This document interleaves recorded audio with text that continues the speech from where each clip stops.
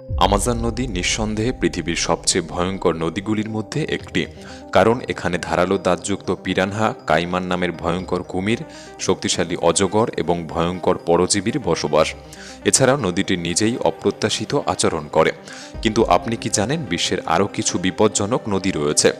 কিছু নদীতে সত্যিকারের দানবেরা বসবাস করে, কিছু নদী মানুষের জন্য হুমকিজনক এবং কিছু নদী এতটাই ভয়ঙ্কর যে কেবল তার জল স্পর্শ করলেই আপনার প্রাণহানি ঘটতে পারে। তাই আজকের ভিডিওতে আমি আপনাকে সেই সমস্ত নদীগুলি দেখাতে চলেছি যা আমাজনের চেয়েও 100 গুণ বেশি বিপজ্জনক। এরা নিজেরা নিজেদের মধ্যে এতটা রহস্য লুকিয়ে রেখেছে যা আপনার কল্পনারও বাইরে। তাই ভিডিওটি সম্পূর্ণ দেখার অনুরোধ রইল। আর নতুন বন্ধুরা অবশ্যই পাশে থাকা সাবস্ক্রাইব লেখাটি প্রেস করে বেল আইকনের অল অপশন সিলেক্ট করুন। সবাই জানে যে নীলনদ পৃথিবীর সবচেয়ে বড় নদী, জলপ্রবাহ, দৈর্ঘ্য এবং অববাহিকার ক্ষেত্রফলের দিক থেকে। অন্যদিকে কঙ্গো নদীও সবচেয়ে গভীর নদীর শিরোপা অর্জন করেছে। এর সর্বাধিক গভীরতা 720 ফুট, যা একটি নদীর জন্য অবিশ্বাস্য। তবে কঙ্গো নদী শুধুমাত্র এই গভীরতার কারণে বিপজ্জনক নয়। এই নদীর তলদেশে বসবাসকারী ভয়ঙ্কর প্রাণী রয়েছে। এর মধ্যে প্রধান হল গলায়াত টাইগার। এটি একটি প্রকৃত নদীর দানব যার দৈর্ঘ্য 4.2 ফুটেরও বেশি এবং এর ওজন প্রায় 50 কেজি।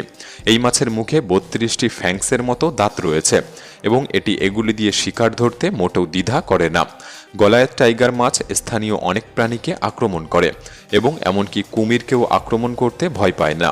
এমনকি মানুষের উপরও এরা হামলা চালিয়ে থাকে।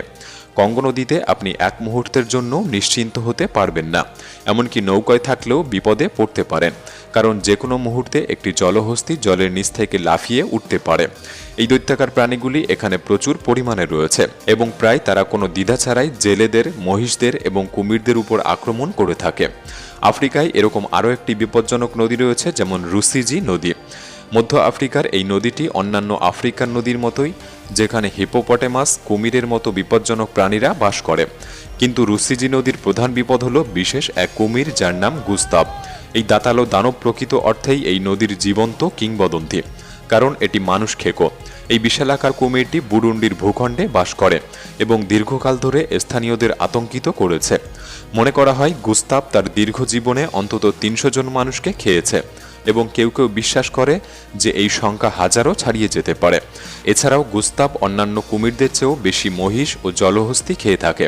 বিজ্ঞানীরা মনে করে এটি তার বিশাল আকারের কারণে, কারণ ছোট বা সাধারণ শিকার তার জন্য যথেষ্ট হয় না। স্থানীয়রা অতিষ্ঠ হয়ে বহুবার এই বিপজ্জনক কুমিরটিকে ধরার চেষ্টা করেছে, কিন্তু প্রতিবারই সে ধরাছাড়া পালিয়ে যেতে সক্ষম হয়েছে। আগ্নেয়াস্ত্র বা ডিনামাইট এমনকি ফাঁদও তার উপর সামান্য প্রভাব ফেলে এবং সে প্রতিবারই নির্গমন করতে সক্ষম হয়। সুতরাং এই কারণেই আজও মানুষের মনে এই নদীকে ঘিরে সেই ভয় থেকে গিয়েছে। তাই তারা রুসিজি নদীকে এড়িয়ে চলে। এমনকি আমাদের এশিয়া মহাদেশের একটি নদীতেও মানুষ খেকো প্রাণীর সন্ধান পাওয়া গিয়েছে, যেমন কালী নদী, যা নেপাল ও ভারতের মধ্যে দিয়ে প্রবাহিত হয়। এই নদীতে গুঞ্জ ক্যাটফিশ নামে বিশাল আকারের মাছ বসবাস করে। এগুলি প্রায় 6.5 থেকে 10 ফুট পর্যন্ত লম্বা হয়ে থাকে এবং এর ওজন 77 থেকে 159 কেজি পর্যন্ত হয়ে থাকে। এই মাছগুলি সাধারণত শিকার খুঁজে পায় না, তাই কয়েক দশক ধরে এরা মানুষ ও বড় গৃহপালিত প্রাণীকে শিকার হিসেবে গ্রহণ করে। স্থানীয়রা জানান এই মাছটি নদীর নিচে অপেক্ষা করে এবং কোনো খাবারের গন্ধ পেলে উপরে উঠে আসে, শিকারকে নিচে টেনে নিয়ে যায় এবং এমনভাবে ভক্ষণ করে যে হাড় পর্যন্ত অবশিষ্ট থাকে না। এমনটা শোনা যায় 1990 সাল থেকে এই পর্যন্ত এই ক্যাটফিশ কয়েকজন বাসিন্দার উপর আক্রমণও চালিয়েছে।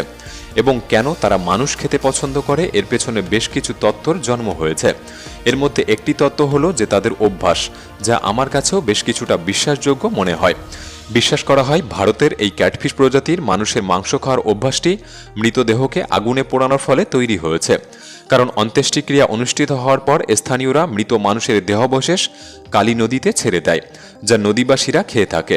ফলে গুঞ্জ ক্যাটফিশ ধীরে ধীরে এই মাংসের সাথে অভ্যস্ত হয়ে গিয়েছে এবং তারা এখন শুধুমাত্র অবশিষ্টাংশই নয়, জীবিত মানুষও খেতে শুরু করেছে। দক্ষিণ আমেরিকার পারানা নদীও একটি বিপজ্জনক নদী, যা মহাদেশের দ্বিতীয় বৃহত্তম এবং আমাজন নদীর পরে। এই নদীটি প্রশস্ত এবং নাব্যতার কারণে নৌ চলাচলের জন্য ব্যবহৃত হয়, তবে এটি নিরাপদ বলা যাবে না। নদীর প্রবল স্রোত প্রতি বছরই নিয়ন্ত্রণহীন বন্যা ডেকে নিয়ে আসে। পারানা নদীর বন্যা মানেই এর আশেপাশের জীবনের জন্য দুর্যোগ এবং মৃত্যু।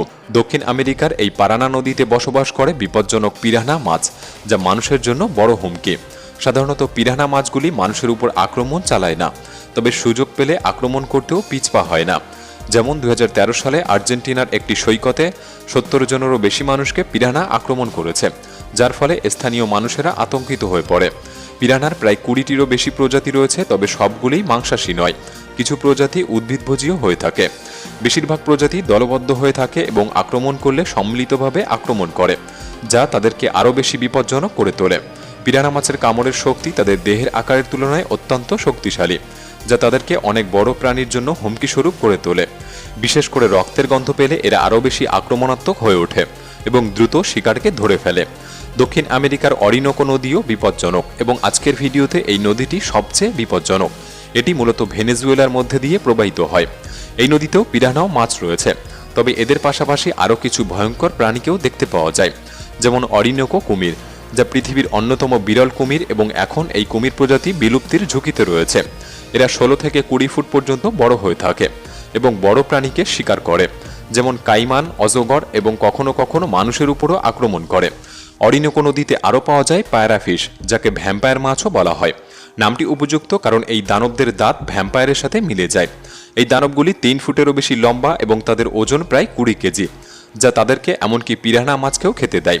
প্যারাফিশ একটি শিকারকে উপর থেকে আক্রমণ করে এবং তার 4 ইঞ্চি লম্বা দাঁত দিয়ে আক্রান্ত করে এবং পুরোটা গিলে ফেলে। এটি একটি খুব ভয়ঙ্কর প্রাণী বলতে পারেন। অবশেষে অরিনোকোতে পাওয়া যায় সবচেয়ে ভয়ঙ্কর প্রাণী ইলেকট্রিক ইল। এই প্রাণীগুলি 860 ভোল্ট পর্যন্ত বিদ্যুৎ নিজের শরীর থেকে উৎপন্ন করতে পারে। একটি প্রাপ্তবয়স্ক বৈদ্যুতিক ইল দ্বারা তৈরি একটি বৈদ্যুতিক শক একটি ঘোড়াকেও কাবু করে দিতে পারে, বা একটি অ্যালিগেটরকে শেষ করতে পারে, বা এমনকি একটি মানুষকে নিরপেক্ষ করতে পারে এবং একজন ব্যক্তি জ্ঞান হারাতে পারে যদি একটি ইল তাকে বিদ্যুৎ স্পৃষ্ট করে থাকে। ডাঙায় যদিও এর ক্ষমতা স্বল্প, কিন্তু জলে এটি অত্যন্ত বিপজ্জনক। ভারতের গঙ্গা নদীও একটি বিপজ্জনক নদী। যদিও গঙ্গা হিন্দু ধর্মের একজন দেবী এবং তার সাথেই এই নদীর নাম জড়িত, তাই আমি কিন্তু তাকে অবমাননা করছি না। আমরা মানুষেরাই গঙ্গা নদীকে বিপজ্জনক করার পেছনে দায়ী। গঙ্গা নদীকে ভারতের প্রধান নদী হিসেবে বিবেচনা করা হয়।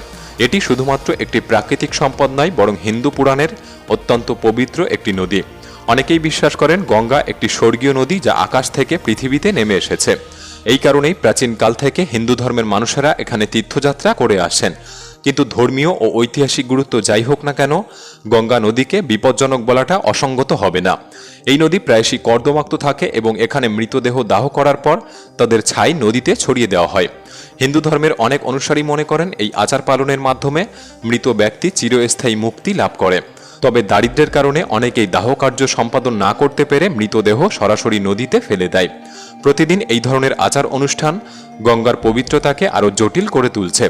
নদীর জলের স্যানিটারি অবস্থা প্রভাবিত হচ্ছে প্রতিনিয়ত, কিন্তু এত কিছুর পরও মানুষেরা গঙ্গায় স্নান করে, সেখানে কাপড় চোপড় ধোয় এবং অনেকে জীবনের ঝুঁকি নিয়ে গঙ্গার জল পানও করে থাকে। ফলে মারাত্মক রোগের সম্ভাবনা থেকে যায়। একটি অনুমান অনুসারে প্রতি বছর গঙ্গা নদীর দূষিত অবস্থা ও রোগের কারণে প্রায় 6 লক্ষ থেকে 15 লক্ষ মানুষের প্রাণহানি ঘটে এবং এর জন্য আমরা মানুষেরাই দায়ী। বিশ্বাস, ভক্তি এগুলি আবেগ এবং ভালোবাসার জায়গা। আমি তার বিরুদ্ধে নয়, তবে বাস্তব যা তা বাস্তব। ভয়ঙ্কর এই নদীগুলির মধ্যে কোনটি আপনার কাছে বেশি বিপজ্জনক বলে মনে হয়েছে আমাদের কমেন্ট বক্সে লিখে জানাতে পারেন। ভিডিওটি ভালো লাগলে একটি লাইক করতে পারেন। তাহলে দেখা হচ্ছে পরবর্তী নতুন একটি এপিসোডে। ধন্যবাদ।